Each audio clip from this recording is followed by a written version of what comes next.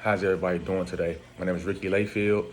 I'm here in Chicago, Illinois, in the United States of America, and I'm actually one of the first 8 delegates for Generations for Peace in the United States. We've run our program for about a year, and I'm ecstatic that I was extended the invite to do peace talks. So, the topic I'm going to touch on is peace building during COVID. Before I do so, I'm going to give you a little bit of background about myself, and I had to give you a background about the city of Chicago. So, I personally am from a low income environment. Uh, I was gang involved. Then I became a first generation college student, and my bachelor's degree in political science and my master's degree is in higher education. I decided to come back home to work with multiple nonprofits to help build our youth up. I feel like we have to get back in order to build. So I work for 3 different nonprofits now, and Gary Coleman Youth Center is one of them. So I do youth development and counseling. Chicago is the tale of two cities, meaning the architecture is beautiful.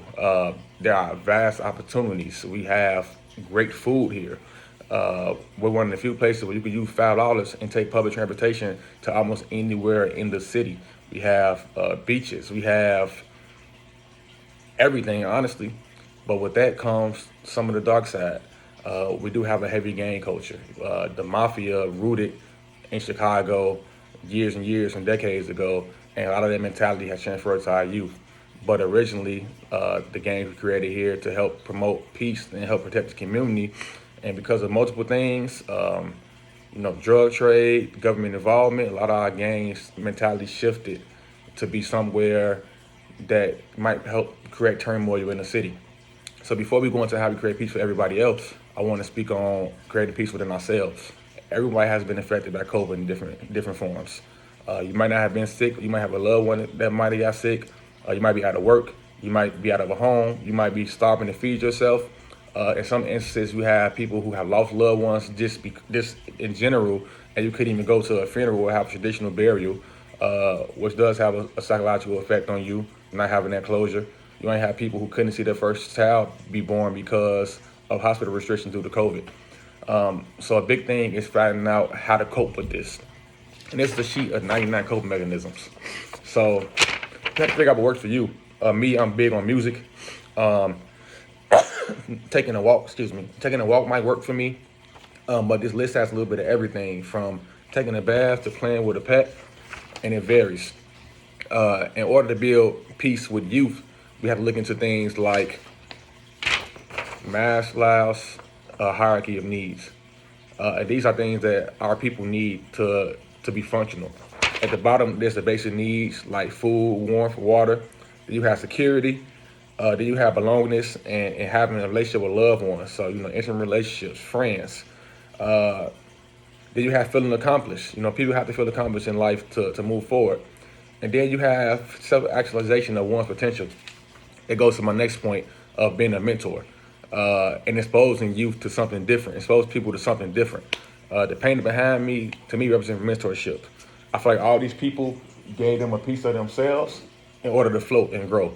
And that's what mentorship is. Us giving to our youth so they can actually float and grow and meet their potential. So I'm definitely a big component of mentorship and being, real with our students. Now in Chicago, we had a lot of looting going on in June. And I can understand why people were angry, and it did limit some of my resources. But I seen peace be built through this after the fact. I seen people doing nonprofits doing different food drives, giving diapers to the community, taking the elderly to the grocery store. I seen people come together as a community, help clean up some of the black-owned businesses that were destroyed, and this was amazing to see. I seen the community actually come together after the turmoil and the dust settled. I always say, if you're angry enough to throw a brick, you can be angry enough to help build with that same brick. And I've seen the community do that. In regards to building during COVID, it's a few things that I've seen. And I think that the biggest thing to focus on is adaptation and creativity. Just like me doing the video here now instead of doing the peace talks in person. So I was able to get laptops for my students because I knew that they had to be connected to the virtual world in order to progress.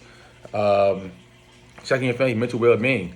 There's some things we do with check-ins, and the check-ins you can use like different acronyms. One is called SEEDS. So you call the family member and ask them how the sleep is doing. That's the S. Ask them to exercise, and that's the E. Ask them about entertainment because we need some type of social life. Even though we're in the house, that's another E. Ask about their diet. Where they're eating. Ask about spirituality, like what they connected to, what's keeping them going. Another big thing too is you can check in on the high and lows. You can do a weather check in. Ask them like if you were to be any type of weather forecast, what would it be? Would it be sunny? Would it be cloudy? And explain that. Another big thing is using Zoom or Google Meets to connect with people virtually to see what they need. You have online games. You have group chats. And even if you're blessed enough to have like a game system, I found that talking to my students on the PlayStation or the Xbox, it helps create that connectivity.